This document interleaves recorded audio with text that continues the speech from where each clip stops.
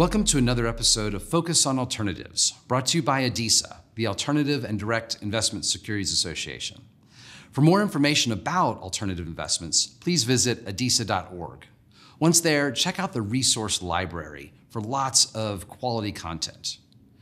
My name is Greg Mausz. Today, I'm joined by Joe Fraiman, the CEO of Overmoon. Joe, let's start talking about vacation homes. This is probably the most common way that U.S. investors invest in real estate. They have their primary residence and then they extend to a vacation home. Can you walk us through the dynamics of vacation homes? Greg, it's a good question. Vacation homes, simply put, have some of the best risk-adjusted returns in real estate. You have a single-family asset, which has forever been one of the most stable types of real estate one could own. But you have a hospitality-like return, which is one of the highest returning asset classes within real estate. That combination of single-family downside and hospitality upside just delivers great results for investors. Okay, so let's unpack that a little bit more. How do vacation homes as a sector perform kind of in all market cycles? Boom, bust, rising interest rates, inflation. Walk me through that. Yeah, so let's take those one by one. So in boom times, and actually let me back up, with a vacation home, you have two ways to make money. You have the appreciation of the asset, and then you have the cash flow.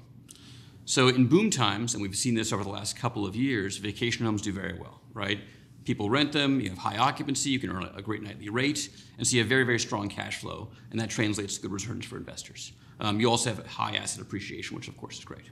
In recessionary times, paradoxically, the returns are actually still very good. We've looked at the last several recessions, COVID, the GFC, et cetera, and travel doesn't decline that much. It declines maybe 10 or 15%. And what we typically see actually is people don't stop traveling, they just seek more value-oriented options. Okay. So instead of going to Europe, they'll go to Florida. Instead of staying at a high-end resort, they might seek a more affordable option. Vacation homes are great for that because you can bring a big group, a whole family, two families, stay in one house, and save a lot of money versus a hotel. And so what we've seen through the last several recessions is people flock to vacation homes even during these downtimes. The last question I think you asked was around inflation. Mm-hmm. Again, if you think about other forms of real estate, inflation can be very deadly because if you have, for example, an office building, you have a 10-year lease, suddenly inflation comes in, that's going to erode the income you're getting in real terms. Sure. With vacation homes, you can reprice the home every single day. Yeah. And so if there is inflation as it rises up, you can reprice it in real time and actually benefit from it. Okay, so made a great case for vacation homes. So what should investors do? Should they go in, do it on their own, or find some type of vacation home institutional investment to invest in? What do you think? I'm probably biased as I run a vacation home institutional platform, but I'd say it's personal preference. If you own a single home, there's a lot of hassle, right? First of all, you have concentrated asset risk, like if something happens to that home, that's your whole investment.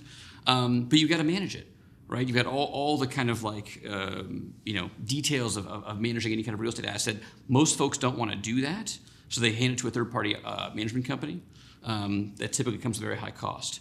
Also, an individual is never going to be able to monetize the asset the way that an institutional player could.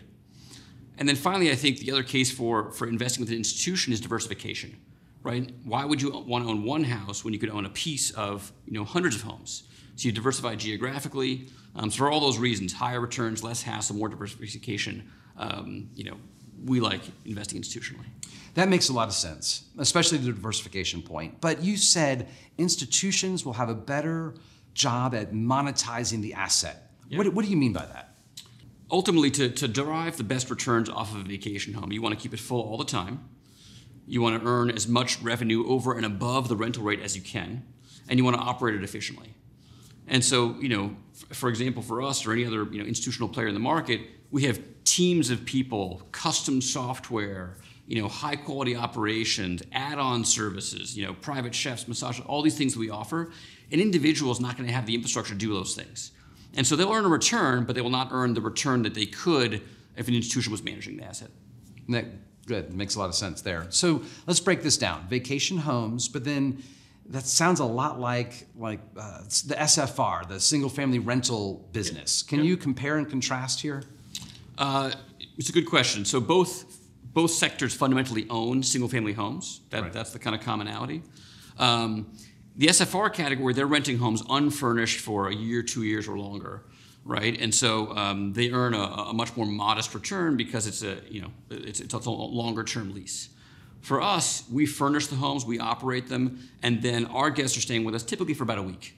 And so we can make more on the asset, right? So our returns are typically about twice what SFR would get. Oh, wow.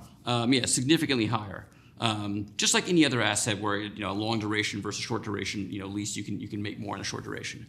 So vacation homes have like the security of SFR, but at a much higher return profile. Okay, so you've made a great case for vacation homes.